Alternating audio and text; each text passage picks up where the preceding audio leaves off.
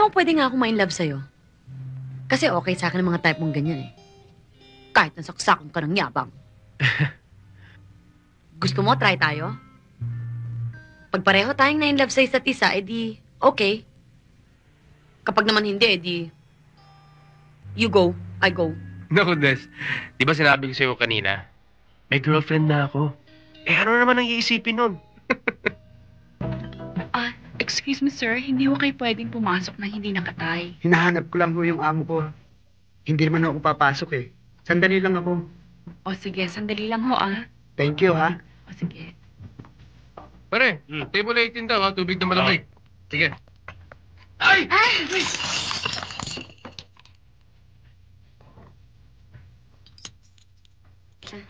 Sorry ha. Meron kasi akong hinahanap eh. Hindi ako nakatingin. Oh, ano ito? Ha? Bakit nang basok mo na ito?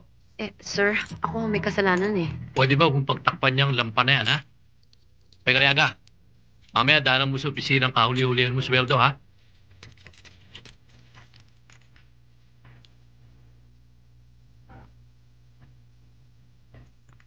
Pasensya ka na ha. Kapag ginawa sa sweldo mo itong mga nabasag, papalitan ko. Paano yung trabaho ko? Dumami ah. Marami ring babawas sa sweldo mo niyan. Ano ba yan? Des, pabayaan mo na sa waiter yan. Uli ka na sa number mo eh. Ikaw naman, bilis-bilisan mo dyan at nakaka-istorbo. Sorry uli ah. Hintayin mo ako bago ka umalis mamaya.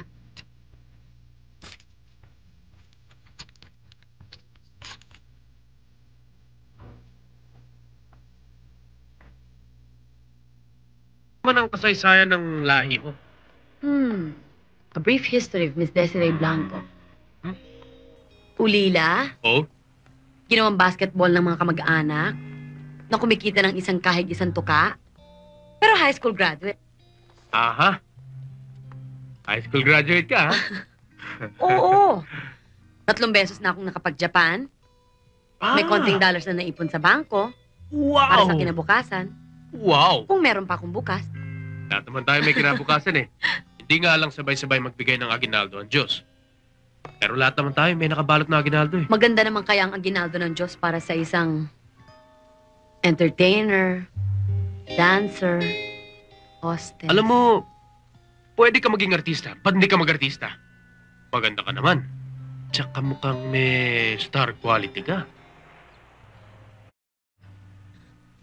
Alam mo kaya nga ako napasok sa ganitong klaseng trabaho eh. Merong isang babaeng negosyanteng madala sa probinsya namin noon.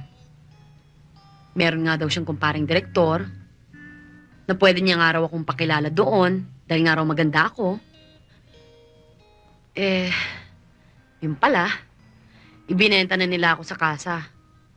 At yung sinasabi niyang direktor, customer na pala. Bata pa ako, patay ng tatay ko eh. Nanay ko naman, namatay sa sama ng loob ng malaman niyang nangyari sa akin. Hindi ka na naghanap ng ibang trabaho? Kapag natilamsikan ka na ng putik, natuto ka na rin maglunoy sa pusali. Siya nga pala, saan ka ba nakatira? Malapit sa eskwela namin. Bed spacer ako. Ayos na yung problema ko sa itong enrollment na to. Problema ko na lang yung sa susunod na semester. Gusto mo sa akin ka na lang tumira? At kung gusto mo rin, pati pag-aaral mo, sagot ko na. Ako? Pero ano naman akala mo sa akin? At ano naman ang kapalit nun? Ang aking... Hindi pwede. Hindi ko kaya. Masyado ka naman conceited. Prangka lang ako. Kapag pala disenteng kasama mo, feeling mo disente ka na rin. Kagaya ng mga ilaw na yan. Alam mo, dati-dati hindi ko pinapansin yung mga yan eh. Ngayon parang maganda. Alam mo, pwede nga akong ma-inlove sa'yo. Kasi okay sa akin ang mga type mong ganyan eh. Kahit nasaksakan ka ng yabang. Gusto mo, try tayo? Pag pareho tayong na-in-love sa isa't isa, edi okay. Kapag naman hindi, edi you go, I go. Naku, Des. Di ba sinabi ko sa'yo kanina, may girlfriend na ako. Eh, ano naman ang iisipin nun? O ano? Tara na. Diyan ka yata eh. Dito ako. Tara. Sandali! Huwag mo naman akong basta iwanan dito, pambihira ka talaga, oh.